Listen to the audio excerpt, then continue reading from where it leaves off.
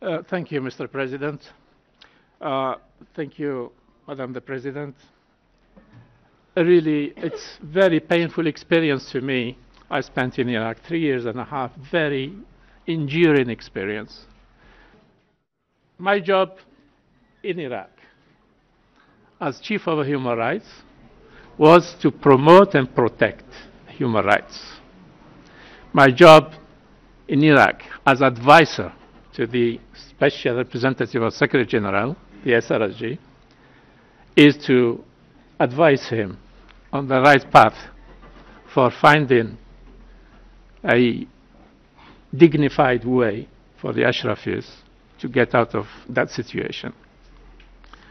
And I must admit that I think I failed in both positions because I did not protect and I did not really change much on the ground in Ashraf. But the reality is that I witnessed a lot. And I could tell you that the experience I went through, it's extremely difficult to summarize it in a few minutes. But I'll make sure that I won't be too long. First, I would like to shed some light on the UNAMI's action vis-à-vis the Ashrafis. We operated always on the presumption of guilt of these people. Everything we did at UNAMI, we presumed that they are terrorists, and we dealt with them accordingly. I did advise UNAMI that the fundamental principle in the United Nations is to presume innocence. But unfortunately, that was not the case. We worked exactly opposite and defiance to the fundamental principle of justice, which is the presumption of innocence. On that ground, we drafted a so-called Memorandum of Understanding for the relocation of the Ashrafis from Camp Ashraf to Camp Liberty. This Memorandum of Understanding is absolutely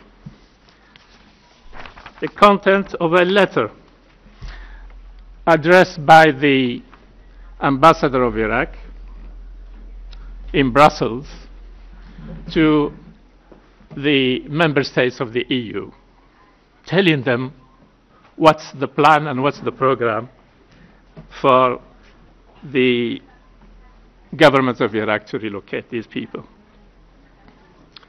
In this letter, he categorically tells them these are a group of dangerous terrorists, and the government will take all necessary measures to get them out of Iraq, to expel them out of Iraq. Now again, this letter is drafted on the presumption of guilt, and the due process of law was put aside because the government of Iraq, the current government of Iraq, when you talk about the process of law, it's something completely different.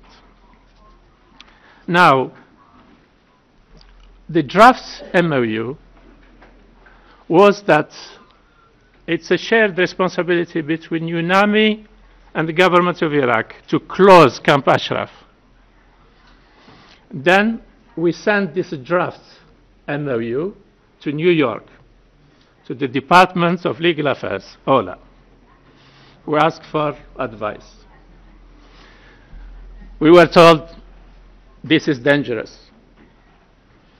You are assuming UNAMI is taking responsibility. No, we don't want you to take any responsibility.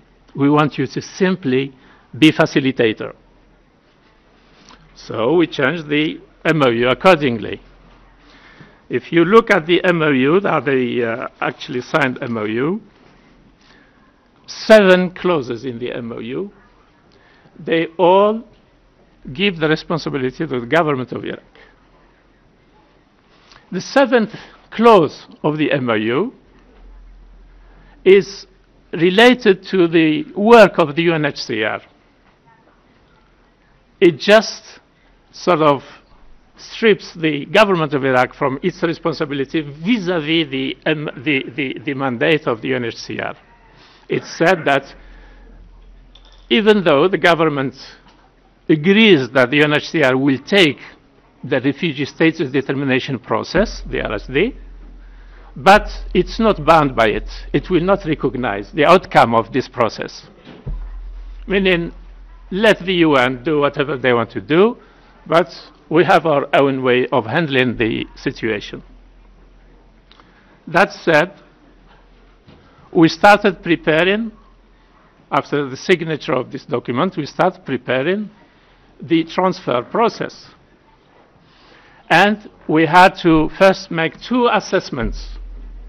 And unfortunately, most of you heard about one assessment, the humanitarian assessment in Camp Liberty. But nobody ever mentioned the security assessment of Camp Liberty. So we first made the assessment, security assessment of Camp Liberty, and we found that the camp is so vulnerable. And then we started talking about how to attenuate the vulnerability of the camp. It's by making sure that we have more Fijians, soldiers. The Fijian soldiers are the ones protecting UNAMI. To protect, not the Ashrafis, to protect the UN staff. So we were reinforced. This is to attenuate security situation. But we did not do anything to protect the Ashrafis. So now we move to second assessment of Camp Liberty. Camp Liberty was assessed by a specialist brought from the UNHCR in Addis Ababa at a very high cost. And he was brought to certify whether Camp Liberty meets the international standards or not. He arrives, we met him, and he was instructed to certify. Mr. Kobler told him, "You are not here to do anything but to certify." And the man was put in a very difficult position. I was with him. I was the first with him to visit Camp Liberty.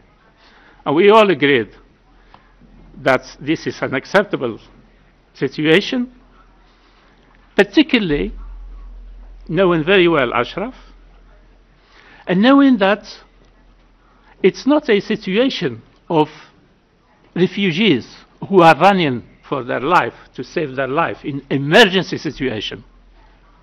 This is what the shelter expert was looking for.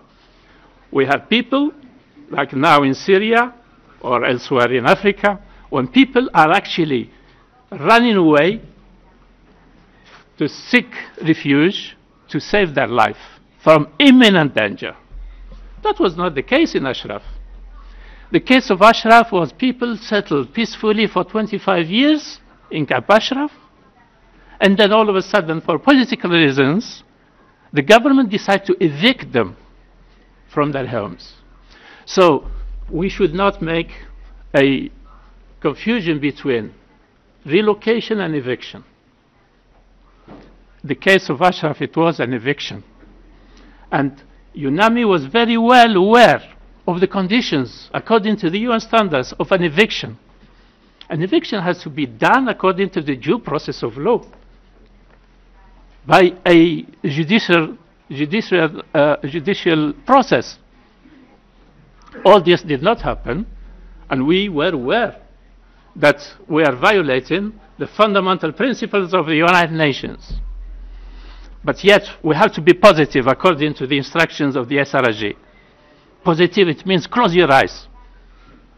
Don't try to sort of expose the situation, because we are here to save life.